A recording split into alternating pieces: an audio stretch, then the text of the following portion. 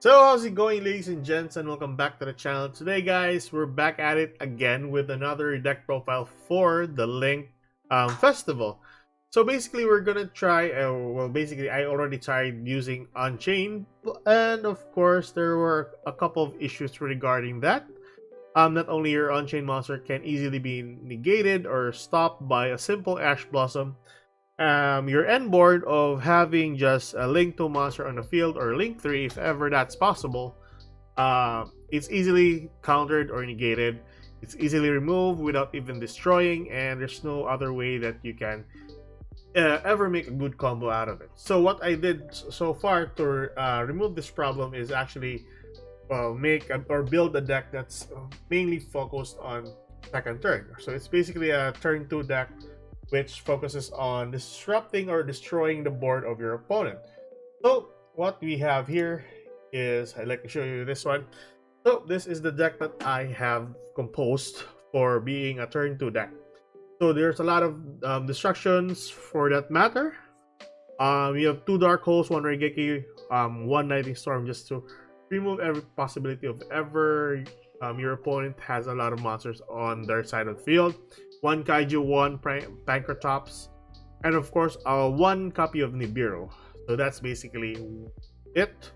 In addition to this lineup, or in your main deck, is 3 copies of Drool and Lockbird, which is very important since you're going up against Marinces, Salamangreats, Greats, and other archetypes that mainly focuses on searching cards from their deck and adding it to their hand. So it's pretty useful for having Drool and Lockbird in this deck.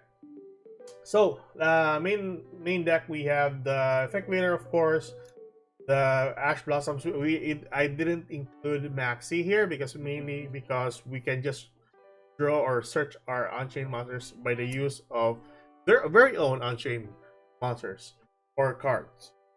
So and then we have the 3 ofs of every twin, the Sarama, the Reikea, and the Ashura. 1 Pancratops, 1 Kaiju, 1 Soul of Disaster, and 1 Abominable Unchained Soul. The Nibiru, 1 copy, 2 Dark Holes, 1 Regeki, 1 Harpy's Feather Duster. The Unchained Abomination's Prison, 1 Lightning Storm, 2 Culvert Graves, 1 Crossout Designator, 2 Imperms, 2 Escape the Unchained. Not really that significant nowadays because you're going second. Abominable Chamber of the Unchained. It's a mouthful. And then for your extra deck, we have your Nightmare Cerberus, Nightmare Phoenix, 3 copies of Soul of Rage, 2 copies of Anguish, 1 IP Masquerena, 1 Dark Charmer, Nightmare Unicorn, Crusadia Avermax, Topologic Zerboros, and our 3 top-notch cards, which are the Unchained Abomination, Axis Code Talker, and of course the Underworld Goddess of the Closed World. So that's basically it for the deck profile. Let's move towards your replays and how this deck shines towards second or turn 2. So here we are, guys, on our first game. I'm sorry. So basically our opponent won the coin toss, but he made us go first, which is a problem, of course, because we have a brick hand. That's basically an Ash Blossom, a Pancratops, Unchained Soul, 1 Dark Hole, 1 Lightning Storm. So not really the best. But nevertheless, we just need to skip our turn, then let our opponent just guess what deck are we using. Hopefully he doesn't OT guess after this. Luckily, we're going up against Live Twins, which was easy enough to destroy, and if ever he manages to summon his Trouble Sunny, he can accumulate around 5,500 of attack by summoning the 2 Link monsters, and of course Trouble Sunny hitting directly to my life point. So it's not really a problem. So let's fast forward this one until he gets into the twins. There we go. And then Trouble Sunny will be on the field. And he didn't hit me for that turn. I don't know why. But yeah, nevertheless, he set 1 back row, and that's basically it. We go for Lightning Storm.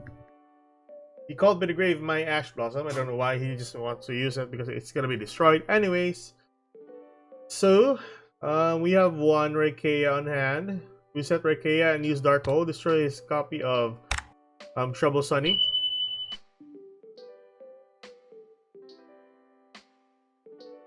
There we go. And the problem with most Evil Twin lineups is basically they need to have one copy of Lila or Kizikel on their side of the field just to prompt the effect of summoning the counterpart or the other twin. So at this point on, it's not really a problem, just removing all of them. We have a clear board with damage of 4,500 to his life points and end our turn. So we just didn't go towards the Soul of Rage for this one because or the Blue Dog because I don't want to lose my defense here. Nevertheless, he's gonna pop my monsters anyway, so it's still okay, still fine. So at this point, he didn't use Trouble Sunny, but instead Dark Charmer. Pop my monster, and well, basically that allows me to summon my monsters from my deck. Summoning the twins, and of course from the last twin we went back to Sarama. Now our turn 2 will be the end of this game, basically. Pancratops is summoned to the field. Use Sarama's effect, summon Raikea face down, pop Raikea, and then summon another twin. But we got Ash Blossom. Not really the best though, but it was fine because we have a copy of course, I think we summoned Dark Charmer here as well.